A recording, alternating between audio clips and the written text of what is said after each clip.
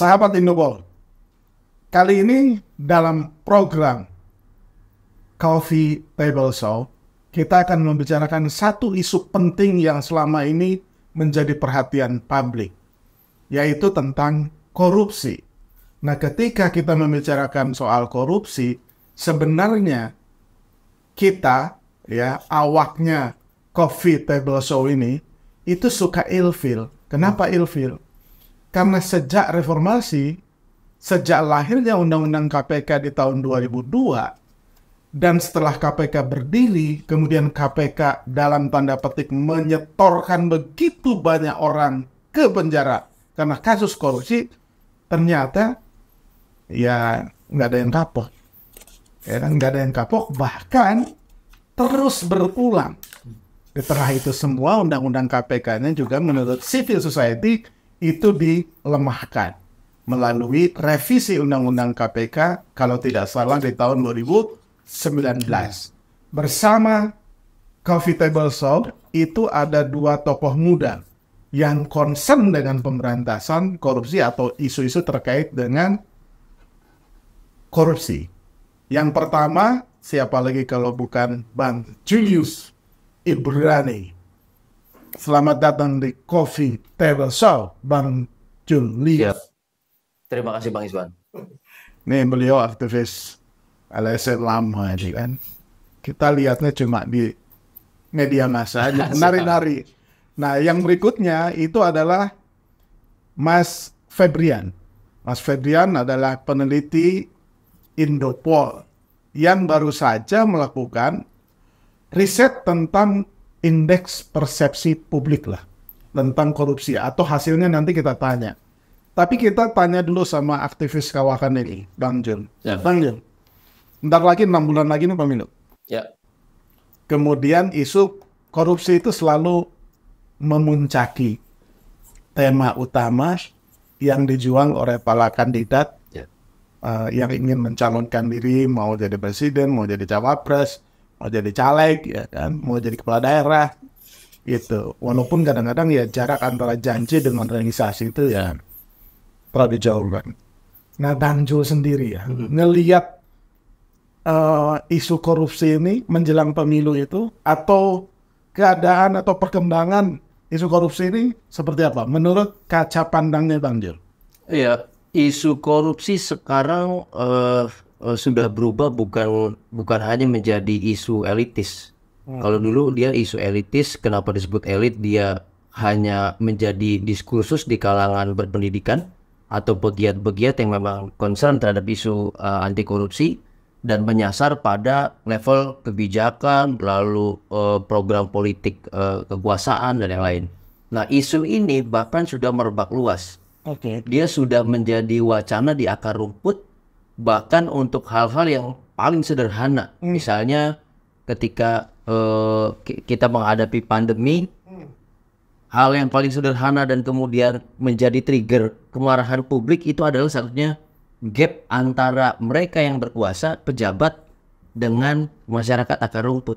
Di mana masyarakat akar rumput menghadapi kesulitan ekonomi yang begitu dahsyat, banyak yang meninggal, tetapi keluarga pejabat ini justru flexing dengan kekayaan-kekayaannya, yang kemudian terseret 1-2 kasus korupsi, dan ini menjadi asumsi masyarakat bahwa kenapa terjadi gap di antara kami, kenapa kami miskin secara terstruktur, tersistematis gitu ya, karena persoalan korupsi di bangsa ini begitu fundamental gitu, sehingga susah sekali diberantas, dan itu sudah jadi kalau bisa dibilang sekarang kalau ada masalah kemiskinan, masyarakat akar rumput itu nggak bicara soal hak atas pekerjaan yang kurang, lapangan pekerjaan yang sempit, atau gaji yang rendah. Dia langsung ngomong ini pasti karena ada kebijakan yang koruptif sehingga menguntungkan pihak kekuasaan atau penguasa dan membuat kami terjerumus pada jurang kemiskinan. Itu transformasinya luar biasa. Jadi isu ini sudah harusnya jadi fokus yang prioritas menjelang pemilu nanti. Artinya perasaan ilfil saya tuh salah tuh. Maksudnya tuh gini, salahnya berarti hadirnya undang-undang KPK, kemudian kampanye anti korupsi oleh berbagai pihak, termasuk oleh teman-temannya Bang Ju, itu ternyata punya hasil yang lumayan. Meletusnya itu adalah ketika ada protes terhadap flexing para pejabat itu. Betul sekali. Maksudnya begitu kan? Jadi ya betul. Memang ini tidak bisa dikatakan sebagai dampak secara langsung, gitu. Tapi kemudian apa yang teman-teman masyarakat sipil sampaikan, mulai dari kelemahan institusional KPK, lalu ada 2-3 kasus yang bersifat politis, lalu juga ada pejabat-pejabat yang terlihat begitu luar biasa dia flexing tapi tidak tersentuh, kemudian jadi trigger buat KPK, buat kejaksaan memeriksa, dan ternyata ini wacana yang ditangkap oleh masyarakat. Jadi itu kenapa tidak langsung.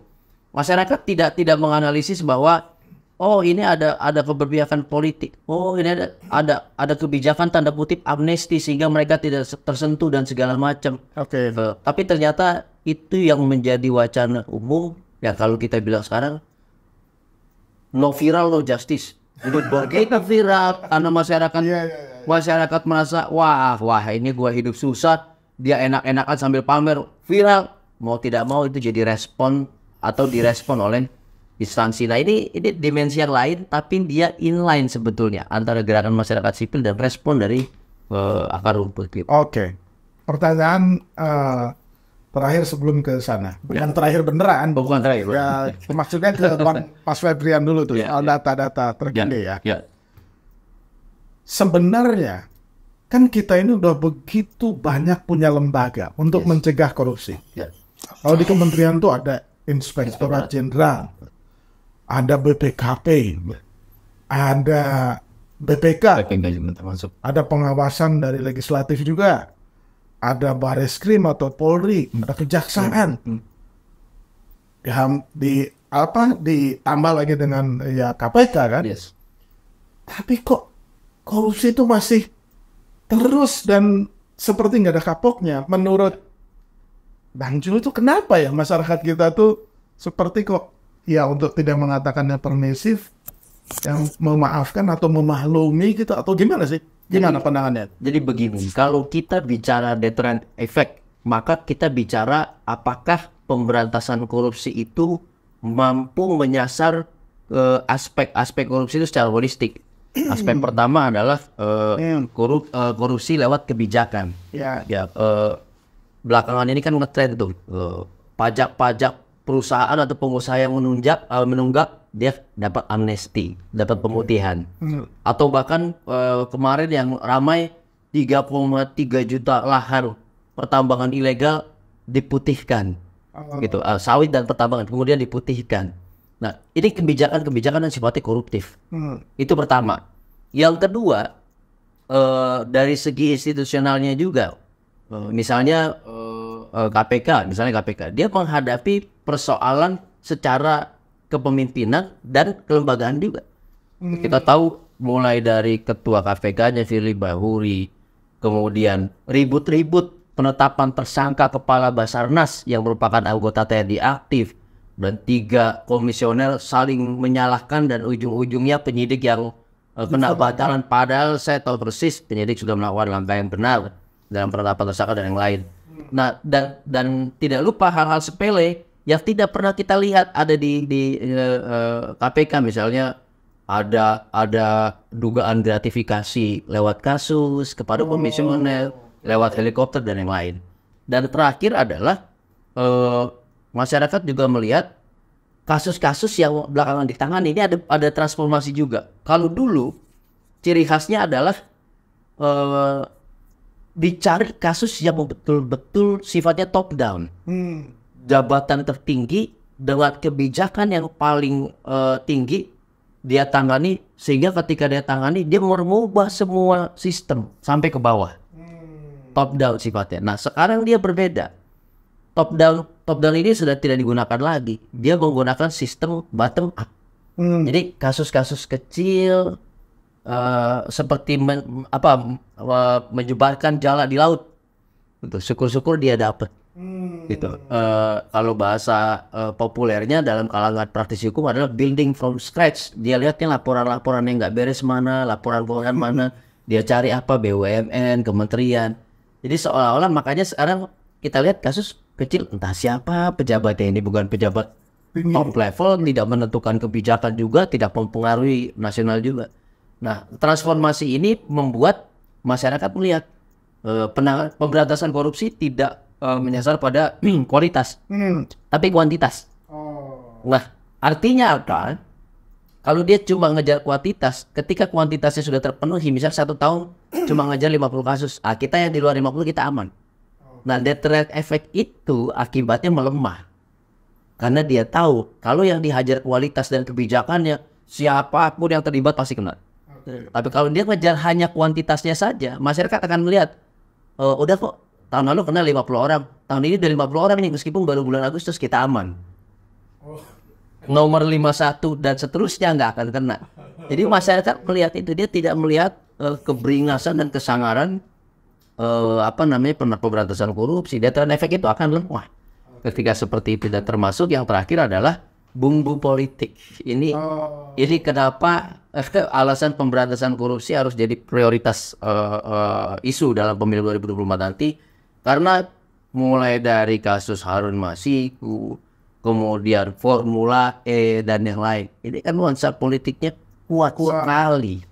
Jadi sedikit banyak mempengaruhi kepala masyarakat bahwa tenang, ini pasti urusan politik. Ya, selama kita nggak ada kepentingan politik, nggak berlawanan dengan penguasa politik, kayaknya kita nggak akan kena korupsi, lanjut terus. Oke, sebelum kita ke Mas Febian, kan baru-baru ini sahabat Indopol ya, ini Indopol baru saja melakukan riset ya tentang tanggal berapa? Juni ya, bulan Juni yang lalu ya. Nah, kita pengen tahu ya potret korupsi dalam pandangan dan persepsi masyarakat itu seperti apa sih temuan dari Mas Febrian dan tim Indopol itu? Terima kasih Bang. Tadi Bang Ju sudah membicarakan kalau sudut pandang yang saya analisis kami, Bang Ju sedang membicarakan korupsi dari perspektif elit, perspektif yang sangat elitis. Sementara masyarakat melihat kepuasan masyarakat atau kepuasan rakyat atau opini publik terhadap pembatasan korupsi itu hampir bertolak belakang dengan yang disampaikan dalam perspektif elitis tadi. Oke. Nah, kita melihat bahwa ada tren kepuasan terhadap pemberantasan korupsi jika Bang Dita selalu mengatakan masyarakat, dan dalam kami baru saja menulis laporan ini analisis tentang kepuasan terhadap pemberantasan korupsi. Ada 2 macam opini sebenarnya yang berkembang di tengah masyarakat, di tengah masyarakat yang dalam tanda kutip. Yang pertama opini yang elitis, opini dari civil society. Oke. Biasanya opini dalam analisis kami ini tidak berbasis data. Biasanya itu berbasis pada pengamatan, observasi, diskursus di dalam civil society. Sementara ada opini yang kedua, opini yang bisa diukur. Salah satunya adalah opini publik yang dilakukan oleh Indopol. Kita melihat bahwa persepsi masyarakat atau opini publik terhadap pemberantasan korupsi sebenarnya itu tidak terlalu berseiringan dengan persepsi yang dimiliki oleh civil society atau dengan masyarakat selalu menilai bagaimana pemberantasan korupsi itu bagus atau buruk itu tergantung pada kondisi mereka sendiri. Jadi kita bisa menemukan bahwa dalam survei Indopol, ketika misalnya diberikan sebuah pertanyaan tentang keadaan ekonomi keluarga misalnya di tahun yang lalu, dari survei ke survei yang dilakukan Indopol itu biasanya sangat seiring dengan peningkatan atau naik turunnya kepuasan terhadap pemberantasan korupsi. Artinya jika pada Juni yang lalu misalnya kita bertanya bahwa bagaimana kondisi ekonomi saat ini dibandingkan pada tahun yang lalu, ketika mereka menyatakan baik, biasanya itu persepsinya terhadap pemberantasan korupsi sangat positif. Artinya opini yang 2 macam ini harus dibedakan secara jelas. Ada harus dibuat ekonomi ya. Diskursusnya itu harus sangat berbeda. Misal kita melihat ada yang kita temukan ada fenomena yang sangat menarik yang kebetulan datanya karena Bang juga berbicara tentang KPK.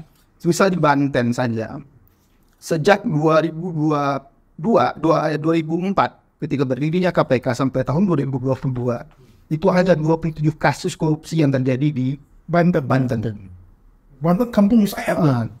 Saya tahu persis. Tahun kemarin 22 selama KPK berdiri. Oke. Nah, tahun kemarin tidak ada satupun kasus korupsi yang dilakukan oleh KPK di Banten. Artinya tidak tersangka di sana, tidak ada kasus kan.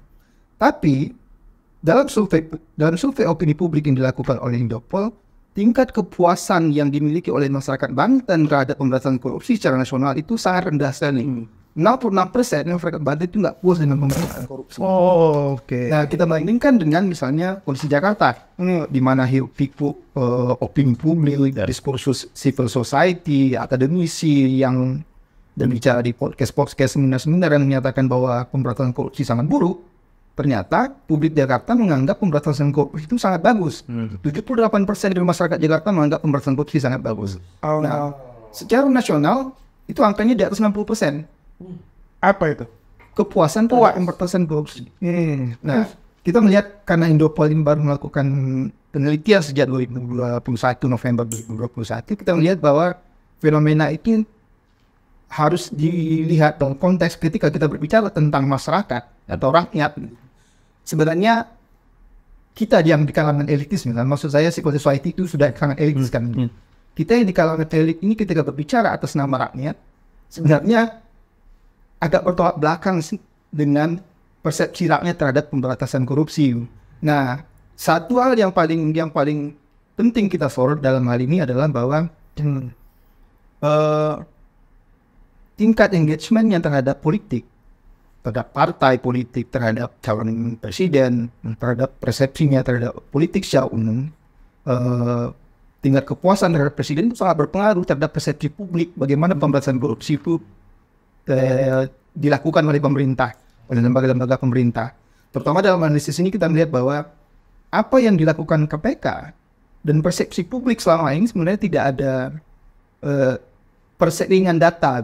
Ketika persepsi publik mengatakan secara umum di Jakarta misalnya bahwa pemberantasan korupsi itu buruk, masyarakat tidak melihat demikian. Dan data-data yang ada di KPK juga tidak menyatakan demikian. Misalnya ketika peningkatan kasus korupsi di tahun 2018 sangat tinggi, itu tidak menunjukkan sama sekali hubungan kausalitas bahwa hubungan korupsi itu benar-benar tinggi. Kita kan harus bertanya juga, apakah itu tidak mungkin bahwa KPK yang benar-benar bekerja bagus? Atau yang kedua, memang kasus korupsinya yang tinggi. Itu kan ada disparitas ini sebenarnya. Nah, ketika terjadi revisi undang-undang KPK misalnya, publik mungkin melihat ada kasus korupsi yang turun. Tapi kita harus bertanya kembali, benarkah itu karena kinerja KPK yang rendah? Karena kontroversi yang terjadi di masyarakat membuat kasus korupsi itu turun. Kausalitas itu tidak ada. Yang tidak bisa kita lihat secara jelas. Saya penasaran dengan temuannya Indopol tadi. Iya. Di luar bahwa masyarakat puas, kurang lebih berapa? 60%. 60,8% puas, menyatakan sangat puas ini. Puas, wih. 48%. Bentar. Sabar nih, Mas. Saya menarik. Di luar temuan 65%, temuan apa lagi yang menarik disorot dari hasil itu? Relasinya dengan politik sangat kuat.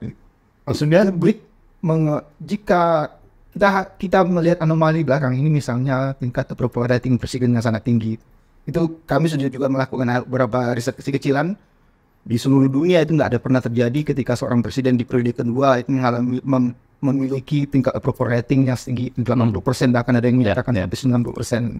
Survei Indopol menyatakan 75% di dunia yang lalu.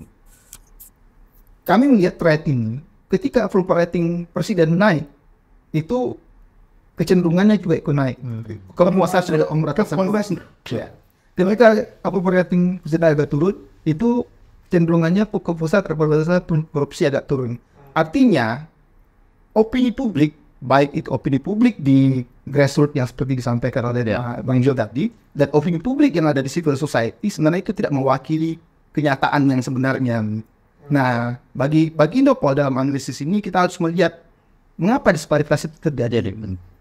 Artinya, apakah bukan tidak mungkin bahwa hiruk pikuk yang terjadi saat ini di Jakarta misalnya itu sekedar emosi yang berkembang, karena ketidakpuasan, karena keinginan-keinginan kita di Jakarta itu tidak seiring dengan yang dilakukan oleh pemerintah misalnya, konten tadi di KPK, revisi undang-undang KPK misalnya, apakah bukan itu yang terjadi gitu? Karena kalau kita mengatakan bahwa opini publik di Jakarta itu mewakili secara nasional, ternyata tidak. Ya. Nah, dan KPK kita melihat dari 2002 sampai sekarang itu rata-rata kasus korupsi ya itu terlepas dari kualitas yang disebut Bang Jul tadi ya. Kasus korupsi sama di KPK masih bekerja dengan sangat baik. Kecuali mungkin ada yang perlu kita lihat, ada sedikit anomali peningkatan pada tahun 2018 yang sangat tinggi itu. Nah, secara umum KPK bekerja seperti biasa. Oke. Berdasarkan data itu berdasarkan data. Itu sahabat Indopo kan pengen tahu tuh. Tingkat kepuasan masyarakat terhadap kinerja KPK itu ada nggak? Berapa persen? Itu di atas angkanya bentar. Kita punya data, Mas. Ya, coba pegang dulu. Ya, saya ini ingatan nggak crossword ini. Ya, takut salah. Kan Ini dia. kepuasan kinerja Ya. TNI apa persen? Tingkat kepuasan dari KPK itu sekitar 80% lebih. Ya, Tinggi itu. sangat tinggi. Jadi walaupun diprotes-protes sama rombongannya Bang Jul itu ketuanya ya kan, itu kritik kan, Dengan lembaga khusus lain, man, tapi di KPK katanya kan 80%. 80%. Oke, stop itu dulu. Oke. Aman dulu. Lanjut. 65% lebih dari 60,48%. ya tinggi ya. Nasional.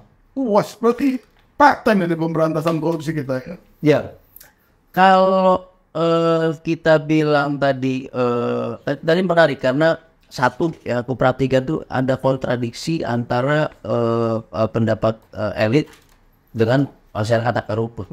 Ini memang sering terjadi karena masyarakat akar rumput nggak akan menilai secara kualitatif. Itu kami pernah mencoba melakukan itu pada saat korupsi bansos. Ini menarik bang. Iya. Saya pikir banyak kalangan elit yang puas pada saat kasus korupsi bansos itu diungkapkan. Tapi akar rumputnya nggak puas. Nah ini kontradiksi lagi. Iya. Kebalikan yang tadi Bang Febri jelaskan. Kenapa nggak puas? Ternyata masyarakat cuma bilang begini, Bang, percuma itu ditangkap, dipenjarakan, beras kami tetap beras yang ada ulatnya, yang ada mutunya. Sampai kita kumpulkan berapa ratus orang, akhirnya kita gugat ke pengadilan penggabungan perkara. Jadi penggabungan perkara ganti kerugian kepada negara, Kementerian Sosial dan segala macam supaya ditampung oleh kasus pidananya. Jadi sang menteri secara personal harus mengganti kerugian kepada masyarakat yang kualitas sembakonya dari bansos itu dikorupsi.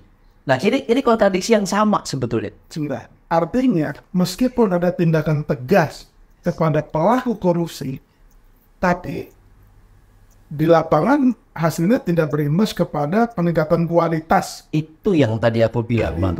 Jadi seringkali masyarakat sipil mengatasnamakan akar rumput. Memang kalau PBAI basisnya ketika dia datang ke PBAI melapor, ya sederhananya punya surat kuasa lah untuk mewakili kepentingan mereka, itu kan sederhana. Tapi dalam hal yang lebih luas gitu ya, kita menerima persepsi mereka case by case. Ketika ada penanganan lalu tidak berdampak pada mereka nggak akan puas. Gitu. Apalagi ada dampaknya langsung seperti bansos tadi. Gitu. Nah di sisi lain penanganan kasus-kasus korupsi besar yang tidak memiliki dampak langsung terhadap mereka akan lihat itu kuantitatif yang tadi aku bilang, Bang. Dia nggak akan puas misalnya 1-2 menteri kena. Itu nggak akan membuat mereka wah ini paten. Kalau dia nggak ada dampaknya langsung, dia akan bilang 1-2 kecil itu nggak bagus. Karena nggak ada dampak ke dia. Ini seringkali kami menerima persepsi seperti ini ketika diskusi dengan masyarakat. Masyarakat akan mengatakan lebih baik 100 atau 1000 orang yang kami nggak kenal, bukan menteri segala macam, kalau itu nggak bersinggungan langsung dengan kepentingan kita gitu, kayak bansosnya berasnya jadi berkurang. Nah ini kontradiksi itu, makanya aku afirmasi betul. Aku afirmasi karena kami menghadapi kondisi yang sama juga, persepsi yang sama ketika bicara dengan masyarakat, terutama masyarakat korban yang kami dampingi. Nah yang kedua, betul bahwa dalam konteks diskursus yang lebih elit, ya, misalnya teman-teman mendalami tentang prahara di institusional KPK, misalnya melihat seperti itu, lalu melihat kebijakan lewat TWK dan segala macam. Ini kan bukan konsumsi akar rumput. Akar rumput ketika dalam beberapa seminar, dalam beberapa diskusi, dia kemudian mempertanyakan, Pak, apa pengaruh prahara internal itu terhadap kasus-kasus korupsi yang berjalan? Nah, saya pikir ini kalau boleh dibilang ya, kalau memang ada ya, strategic meeting siapapun itu kreatornya di internal KPK itu bisa menjawab persoalan kepercayaan publik dengan menentukan target kuantitatif ketimbang kualitatif. Dengan demikian, kepuasan masyarakat akan terjawab. Karena sejauh ini misalnya masyarakat tidak akan bisa mengukur gini toh. Ini jalan ini rusak. Ternyata ini program pemerintah dari tol trans yang membelah lautan segala macam. Dia nggak akan bisa mengukur itu. Gitu. Tapi ketika ditangani perusahaan-perusahaan, vendor-vendor dan segala macam jumlahnya ratusan, itu mereka lihat, wah ini luar biasa, kami percaya. Nah, indikator yang ketiga, tadi aku juga mau tambahkan, aku pikir perlu juga melihat situasi di instansi yang lain. Kalau tadi kita bicara KPK ya, ada instansi yang lain yang memiliki kewenangan yang sama, yang sekarang hegemoninya jauh lebih besar dibandingkan dengan KPK. Maksudnya apa? Kejaksaan Agung. Oke. Kejaksaan Agung. Karena kalau secara regulasi agaknya kewenangan Polri untuk menangani kasus-kasus korupsi yang terstruktur dan sistematis itu diambil KPK. Tapi Kejaksaan Agung tidak demikian. Dia punya kuasa sendiri, dia punya kewenangan sendiri yang tidak bisa diganggu oleh KPK. Dan kita melihat kasus-kasus besar ada di sana. Kasus misalnya BUMN Karya 2,45 triliun. Kasus perusahaan-perusahaan finansial, Jiwasraya dan segala macamnya. Saya terakhir Kemenkominfo. Ya. Jadi ini juga turut mempengaruhi bahwa sebetulnya ada indikator lain yang menjadi jawaban. KPK tidak bergerak sendiri, tapi ada ini juga, dan dia inline dengan hasil kepercayaan terhadap presiden. Karena kalau dia berhenti di KPK, dia hanya berhenti kepada ketua KPK. Tapi kalau ada instansi yang lain, masyarakat melihat, oh negara kita punya senjata banyak nih untuk menangani kasus korupsi. Masyarakat tentu akan lihat, siapa sih bos besar dari seluruh lembaga ini? Presiden. Jadi menarik tadi, makanya ketika kita bilang inline dengan presiden, meskipun nggak serta-merta inline dengan kinerja KPK. Makanya 2018 besar, tapi kepercayaan publik ke presidennya nggak begitu. Nah, yang terakhir Bang.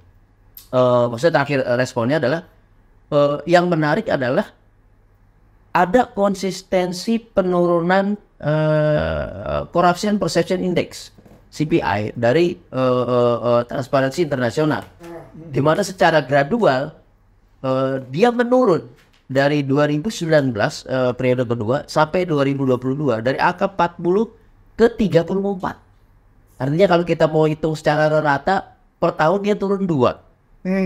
Nah, kalau Transparansi Internasional dia melihat aspek yang amat sangat luas. Ini berarti sampai nggak menurut lagi. Kalau turun jelas buruk. Jadi Berarti dia buat indeksnya itu makin nomornya kecil, yes, itu makin bagus. kalau angka besar dia makin bagus. Tapi kalau CPI-nya turun dia buruk. Nah, ini lebih holistik dia. Dia tidak main case by case seperti di KPK atau di kejaksaan saja, seperti yang dilihat kami kelompok elitis. Tapi dia melihat seperti misalnya serapan anggaran, lalu realisasi pembangunan dan segala macam ada hambatan. Nah, ini lebih holistik dan ini juga bukan konsumsi kami juga sebetulnya di kalangan pegiat anti korupsi yang banyak lah hal-hal teknis. Jadi indikator-indikator ini itu yang membuat tadi ada kontradiksi. Kadang-kadang dia bukan hanya kontradiksi, tapi nggak sejalan. Yang ini lebih bagus, yang ini stagnan di titik ini. Nah, ini juga jadi berbagai indikator yang bisa kami lihat tadi. Betul, kenapa kami afirmasi beberapa hal. Gitu. Ngomong isu korupsi itu kan nggak akan seksi kalau nggak dihubungkan dengan pemilu di 2024 mendatang. Betul.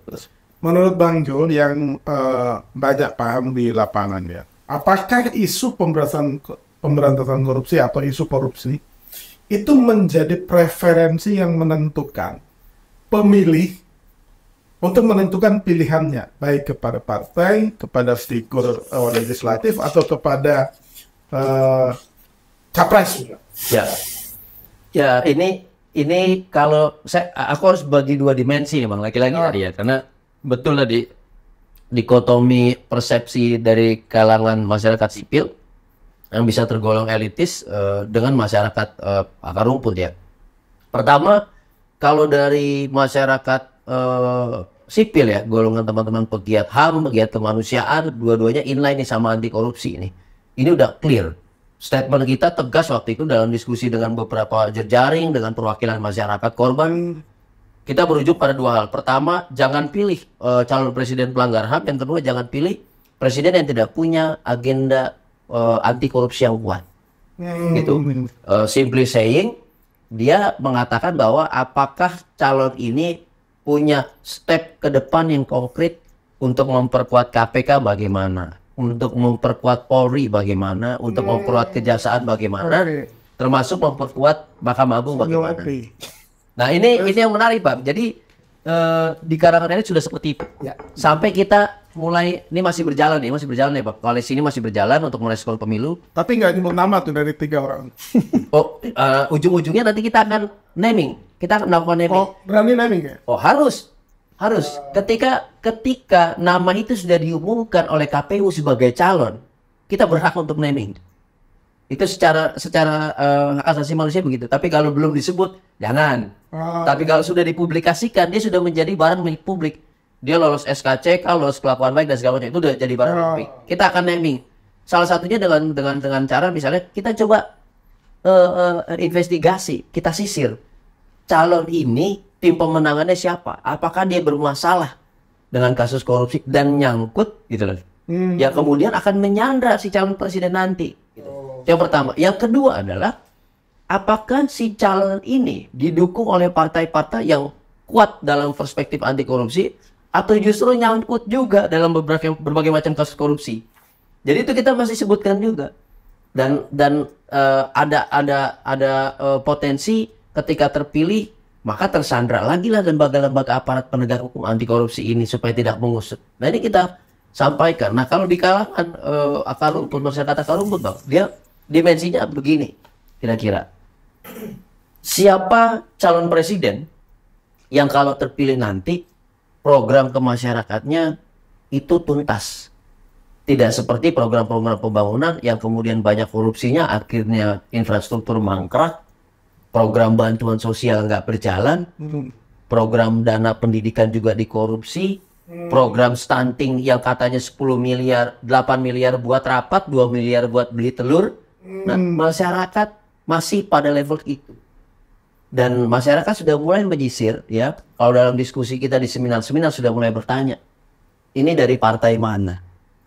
Ini kubunya siapa? Dia sudah mulai bertanya itu meskipun... Artinya, civil society sendiri menempatkan isu korupsi itu sebagai isu pokok. Jelas. Dalam pemilu. Betul sekali. Nah, sekarang pertanyaan berikutnya adalah, apa instrumen atau apa strategi yang akan dilakukan oleh civil society, temannya Bang Jul dan teman-teman, untuk mengkampanyekan itu tadi? Nah. Jangan pilih calon yang ini menarik. melakukan kejahatan lingkungan. Misalkan. Betul. Nah, makanya tadi menarik. Ini, soalnya kejahatan lingkungan nggak disebut loh. Itu bagian dari HAM. Itu bagian dari HAM dan kemanusiaan. Dana kampanye lewat ekosida, kejahatan ekosida, lingkungan dan segala macam itu kita masukkan juga. Tapi tadi menarik ini kode keras nih dari Bang Febri nih, ya kan? Masyarakat sipil kritiknya adalah selalu minus data. Dia banyak di analisis logik dan historis. Tapi hari ini kalau kita bicara pemilu, masyarakat sipil akan di challenge soal data. Nah, ini yang akan jadi strategi utama kita. Kan jelas, kita bisa bilang selama rezim pemerintahan Jokowi periode pertama, mana kasus korupsi, kebijakan mana yang dikorupsi, siapa pelaku korupsinya, modusnya seperti apa, dan apakah itu dapat dihandle, dalam arti ditangani, diusut secara jelas oleh Presiden Joko Widodo. Dan di level keduanya, dari kasus-kasus ini, apakah ada yang menyangkut pihak-pihak yang berada di lingkaran Jokowi, misalnya baik partainya, kayak tokoh elit politiknya, kayak pengusahanya, kayak dan segala macamnya. Dan nanti ini yang jadi kamus buat masyarakat akar rumput melihat ketika calonnya ini, kan biasanya dia ada kampanye besar gitu ya, dangdutan apa di Gelora Bung Karno, dan di situ nanti kan akan terpampang seperti etalase siapa tim intinya calon A, siapa tim inti calon B. Masyarakat akan melihat kamus, oh masih ada dia. Berarti ada potensi kalau kita pilih dia, masalah perikanan nggak selesai, masalah sawit nggak akan selesai, masalah nikel nggak akan selesai, masalah jalan yang harusnya mulus ini nggak akan kelar-kelar, ya kan? Flyover akan berhenti di titik itu, nggak ada kelanjutan. Jadi ini yang akan kita provide ke masyarakat sipil, dari masyarakat sipil ke masyarakat akar rumput. Jadi lebih teknis gitu. Tegasnya Bang Jul dan teman-teman akan selalu menggemakan.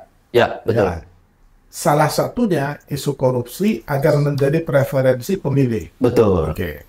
Nah, tadi taktik, izin Bang tambahin sedikit. Sebetulnya kami meminta KPU untuk memasukkan komponen-komponen ini ke dalam pertanyaan terhadap calon pada saat nanti debat visi misi capres. Itu kami jadi syarat.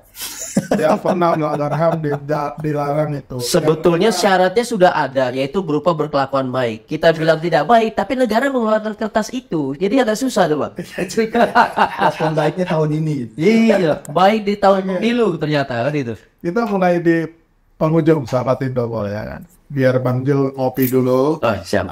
Kita nanya ke itu. Berdasarkan risetnya Indopol, ya, apakah memang benar pemilih atau responden dalam hal ini itu menjadikan isu korupsi itu isu penting di dalam pertimbangan untuk memilih? Dalam temuan kita selama ini, isu korupsi itu hanya sekitar 40%-an dianggap oleh publik. 40%? 40%-an. Ini ingatan saya agak kurang 4 Bang Yus. Iya. Artinya begini, publik sebenarnya seperti yang disampaikan oleh Bang Jul tadi itu tidak terlalu engage dengan kasus korupsi. Dan Ini koreksi dan kritik buat teman-teman Bang Jul. Ini kampanyenya NGO ini kurang ya, di lapangan. Betul, betul. ada satu angka yang sangat menarik harusnya menjadi pelajaran penting bagi kita di kalangan civil society adalah kasus korupsi yang terdapat di DPR. Ini karena kita akan memilih wakil-wakil kita di DPR nanti 2024. Oke. Dari tahun 2004 sampai 2002 ini hanya 76 kasus saja di KPK. Sementara kita Artinya 76 anggota DPR yang masuk. bisa jadi itu ada di kesekjenan dan segala macam gitu kan. Dari 1.351 kasus itu berdasarkan institusi ya, Bang Suad. Artinya cuma 5,6% di DPR kasus korupsi yang ditangani KPK. Tapi kita tahu bahwa selama ini diskursus publik, terutama dari kalangan civil society, kutukan, penghujatan, kecaman, bahkan penghinaan terhadap DPR itu sangat buruk dalam perspektif pemberantasan korupsi. Artinya begini, Ada masyarakat melihat DPR itu buruk lah dalam soal korupsi ya. Iya, betul. Padahal pada kenyataan tidak demikian. Kasus korupsi yang lebih besar ternyata terjadi di daerah, baik di pejabat wali kota, gubernur, dan anggota DPRD. Tapi temuan Indopo banyak itu di level pemerintah. Bukan, itu di data KPK. Kita membandingkan analisis kita dengan data KPK. Ini peneliti Indopol sekunder data sekunder KPK kan? Artinya kita membandingkan. Ketika masyarakat mempersepsikan pemberantasan korupsi bagus, secara nasional mereka melihat seiring dengan peningkatan ekonomi misalnya, seiring dengan peningkatan tingkat suka atau tidak sukanya terhadap presiden misalnya. Tapi mereka sebenarnya tidak engage dengan apa yang terjadi dengan pemberantasan dengan kasus-kasus korupsi itu sendiri. Apa yang mereka tonton, dan ini yang cukup menarik dari dalam analisis kami sebenarnya adalah efek bandwagon dari public opinion itu sebenarnya nggak ada. Jadi ketika dalam diskursus public opinion ada efek bandwagon efek bahwa seorang individu atau sekelompok orang akan mengikuti opini mayoritas, sebenarnya itu agak sulit dibuktikan. Ya. Bang Iswan. Maksudnya Kita akan saya akan mengoreksi bahwa apa yang kita temukan dalam survei opini publik sebenarnya seorang individu atau seorang responden itu tidak terlalu mengikuti suara mayoritas atau suara yang mereka lihat di televisi, di media sosial. Ada sebuah idiom yang sangat menarik bagi saya, misalnya kadang orang mengatakan bahwa pemilih di Indonesia itu tidak rasional. Nah, artinya kan bisa kita turunkan bahwa orang Indonesia itu nggak rasional. Tapi ada yang mengatakan gini, saya pernah mengutipnya begini. Orang Indonesia itu sama emosionalnya dengan orang Amerika. Dan orang Amerika sama rasionalnya dengan orang Indonesia. Nah, artinya emosi publik dengan rasionalitas publik itu nggak bisa diukur dengan apa yang ada di hiruk-pikuk di permukaan. Publik mempunyai rasionalisasi sendiri. Publik melakukan rasionalisasinya sendiri. Artinya ketika civil society mendesiminasi, memproliferasi informasi bahwa pemberantasan korupsi buruk, publik tidak menangkap itu. Karena mereka punya rasionalnya masing-masing gitu. Kembali ke temuan, kalau misalkan 40% tadi, 40%-an. ya 40% alasai memilih seseorang, itu kecil apa besar menurut Mas Ferdi?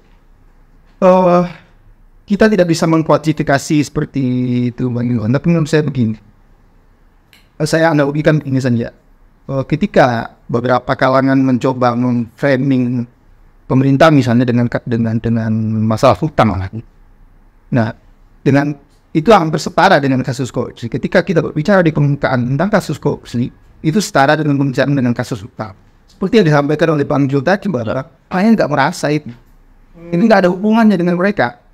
Nah, itu tidak ada hubungannya ketika mereka harus memilih. Iya. Misalnya kalau begini, akan lebih berpengaruh pada publik misalnya ketika di seluruh Indonesia itu ditetapkan tarif parkir 10.000 per kendaraan bermotor misalnya. 1 jam misalnya. Karena itu berhubungan langsung dengan mereka, itu akan menjadikan public uproar. Yes. Tapi hutang yang disebut tempo misalnya di satu orang yang bayar 28 juta menanggung hutang 12 juta, publik itu tidak menangkap. Seperti itu juga kasus korupsi. Kasus korupsi itu tidak berhubungan dengan kehidupan banalitis mereka sehari-hari. Nah, artinya apa yang kita tangkap sebenarnya dari survei itu belakangan ini makin kemari publik makin melihat bahwa yang lebih penting itu adalah visi dan misinya. Sementara apa yang untuk visi dan misi itu bisa jadi juga karena ini Di dalamnya ada korupsi sendiri. Oke, sahabat Innovo, kita sebenarnya pengen ngobrol lebih panjang lagi. Tapi nanti yang nonton kan pakai kuat saya. Tapi kita punya komitmen akan memaksa dan untuk mengundang dua narasumber ini terus-menerus supaya ada sharing soal ini. Karena salah satu tugas kita semua itu adalah sama-sama belajar ya. Masyarakat belajar, kita juga belajar bahwa isu korupsi ini penting ya kan. Jangan sampai harus viral dulu baru ada keadilan dalam hal korupsi. Misalkan Banten tadi sebut ya, sebagai orang Banten ya sedih juga gitu. Tapi kalau pemilihan ya menang lagi. Saya tidak menyebut bahwa ada perilaku koruptif di sana, tapi saya kira di banyak tempat, ya kan, di banyak tempat itu ya seperti itu. Artinya jangan sampai anak cucu kita, ya kan, itu permisif terhadap perbuatan korupsi. Itu aja sebenarnya. Jangan sampai permisif, memaklumi, bahkan membenarkan, bahkan lebih jauh lagi kita bilang orang itu baik atau tidak kalau dia menyumbang banyak, tanpa peduli itu uangnya itu gimana gitu loh. Nah, tentu saja banyak hal yang mungkin akan kita diskusikan, tapi nanti kita tunda supaya sahabat Indovo penasaran dan nonton terus di Kendopol dengan anak-anak muda, anak saya agak tua ya kan. Anda pemberani, karena kalau masih muda itu berani mengambil resiko. Kalau yang tua ini udah makin takut ngambil resiko. Demikian, sahabat Indopol, ya. Nanti jangan lupa subscribe, like, share, dan komen channelnya Indopol. Terima kasih, Bang Dio. Terima kasih. Jangan bosan kalau kita undang lagi. Terima kasih. Terima kasih.